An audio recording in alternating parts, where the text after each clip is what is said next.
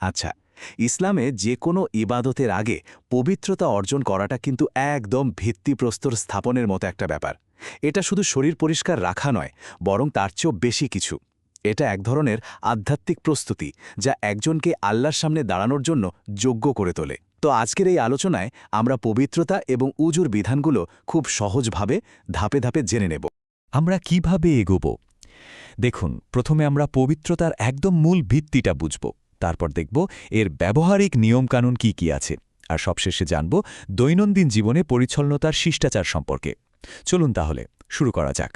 আমাদের আলোচনার একদম প্রথম ভাগে আমরা দেখব যে কেন পবিত্রতাকে সালাতের প্রবেশদ্বার বলা হয় আর এর গুরুত্বটাই বা ঠিক কতখানি। এখন প্রশ্নটা হল, ইবাদাতের এই মহান কাজের জন্য নিজেকে প্রস্তুত করার প্রথম ধাপটা আসলে কি? এর উত্তরটা কিন্তু ইসলামের একেবারে মৌলিক একটা ধারণার মধ্যেই লুকিয়ে আছে। আর এখানেই কিন্তু আমরা পুরো ব্যাপারটার মূল ভিত্তিটা পেয়ে যাই। দেখুন, নবী করিম সাল্লাল্লাহু আলাইহি সাল্লামের এই একটা কথাই একদম পরিষ্কার করে দিচ্ছে যে পবিত্রতা ছাড়া সালাত কবুলই হবে না। কিন্তু খেয়াল করুন, এখানে একটা শব্দ ব্যবহার করা হয়েছে, হাদাস। তো এই হাদাস বলতে ঠিক কি বোঝানো হচ্ছে? হাদস হচ্ছে সহজ কথায় এমন একটা শারীরিক অবস্থা যা আমাদের সালাত আদায়ের যোগ্যতাটা সাময়িকভাবে স্থগিত করে দেয়। যেমনটা উদাহরণে বলা হয়েছে, ধরুন বায়ু নির্গত হওয়া। এখন স্বাভাবিকভাবেই প্রশ্ন আসে, এই অবস্থা থেকে আবার পবিত্রতায় ফিরে আসার উপায়টা কি? আর এর সমাধানটাই হল উজু, মানে একটা নির্দিষ্ট নিয়মে শরীরের কিছু অংশ ধুয়ে ফেলার মাধ্যমে একজন ব্যক্তি আবার পবিত্রতা অর্জন করে এবং সালাতের জন্য একদম পুরোপুরি প্রস্তুত হয়ে যায়। আমরা তো বুঝলাম কেন পবিত্রতা অর্জন করতে হবে। এবার চলুন দেখি কিভাবে এই উজু করতে হয়, মানে পবিত্রতা অর্জনের সুনির্দিষ্ট পদ্ধতিগুলো ঠিক কি কি। পবিত্র কোরআনে উজুর এই 4টা মূল কাজকে ফরজ বা অপরিহার্য বলা হয়েছে: মুখমণ্ডল ধোয়া, কনি পর্যন্ত 2 হাত ধোয়া, মাথা মাসেহ করা, আর গোড়ালি পর্যন্ত 2 পা ধোয়া। এই 4টা ধাপ যদি ঠিকঠাকভাবে করা হয়, তাহলেই উজুটা শুদ্ধ বলে ধরা হয়। এখন একটা বেশ মজার বিষয় আছে। উজুর প্রত্যেকটা অঙ্গ একবার করে ধুয়ে নিলেই কিন্তু ফরজ আদায় হয়ে যায়। কিন্তু নবী সাল্লাল্লাহু আলাইহি ওয়াসাল্লামের সুন্দর অভ্যাস ছিল প্রতিটি অঙ্গ 3 বার পর্যন্ত ধোয়া। আর এটাই হলো সবচেয়ে ভালো পদ্ধতি।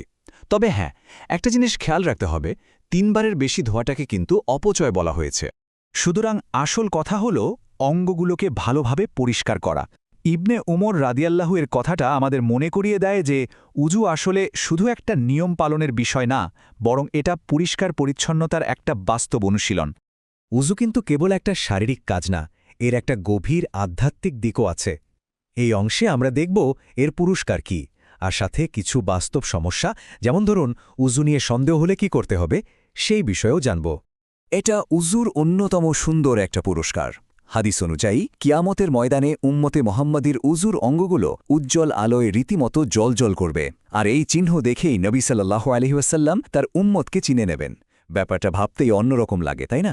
এটা যেন ঈমানের একটা দৃশ্যমান চিহ্ন।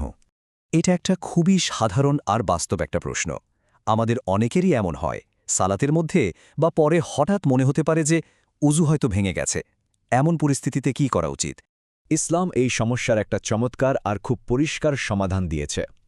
মূল নীতিটা হল, যতক্ষণ না আপনি শব্দ শোনা বা গন্ধ পাওয়ার মতো কোনো নিশ্চিত প্রমাণ পাচ্ছেন, ততক্ষণ আপনার উজু ঠিক আছে। শুধু সন্দেহের কোনো দাম নেই। এই নীতিটা কিন্তু আমাদের জীবনকে অনেক সহজ করে দেয়। এবার চলুন আমাদের দৃষ্টিভঙ্গিটা আরেকটু বড় করি। ইসলামে পবিত্রতার ধারণাটা কিন্তু শুধু সালাতের প্রস্তুতির মধ্যেই সীমাবদ্ধ না, এটা আমাদের পুরো জীবনযাপনেরই একটা অংশ। চলুন দেখি এই ধারণাটা আমাদের দৈনন্দিন জীবনে কিভাবে ছড়িয়ে আছে। এখানে তাতালেই বোঝা যায় ইসলামে পবিত্রতা কতটা সামগ্রিক একটা ধারণা। শৌচাগারে প্রবেশের দোয়া থেকে শুরু করে পরিষ্কারের জন্য কোন হাত ব্যবহার করতে হবে, এমনকি পানি পান করার আদব কায়দা পর্যন্ত, এই সব কিছুই একটা পরিচ্ছন্ন আর সচেতন জীবনযাপনের অংশ। আমরা আমাদের আলোচনার প্রায় শেষ পর্যায়ে চলে এসেছি। এই অংশে আমরা এতক্ষণ ধরে যা যা আলোচনা করলাম, সেখান থেকে পাওয়া মূল শিক্ষাগুলো এক নজরে দেখে নেব। তাহলে সব মিলিয়ে যা দাঁড়ালো: 1. পবিত্রতা ছাড়া সালাত হয় না। 2. উজুর 4টি অপরিহার্য অঙ্গ আছে। 3. উজু ভেঙেছে কিনা এই ব্যাপারে সন্দেহের উপর নয়, বরং নিশ্চিত প্রমাণের উপর নির্ভর করতে হবে। এবং 4. পবিত্রতা শুধু ইবাদতের অংশ নয়, এটা আমাদের পুরো জীবনটাকেই পরিচ্ছন্ন করতে শেখায়। আর সবশেষে চলুন একটা প্রশ্ন নিয়ে ভাবা যাক। এই যে উজু, এটা তো একটা শারীরিক কাজ, তাই না? তো এই বাহ্যিক কাজটা কিভাবে আমাদের ভেতরের মানে আধ্যাত্মিক পবিত্রতার একটা প্রতিফলন বা প্রতীক হয়ে ওঠে? এই প্রশ্নটা কিন্তু আমাদের বাহ্যিক কাজ আর ভেতরের অবস্থার মধ্যে যে একটা গভীর সংযোগ আছে সেটা নিয়ে ভাবতে সাহায্য করে।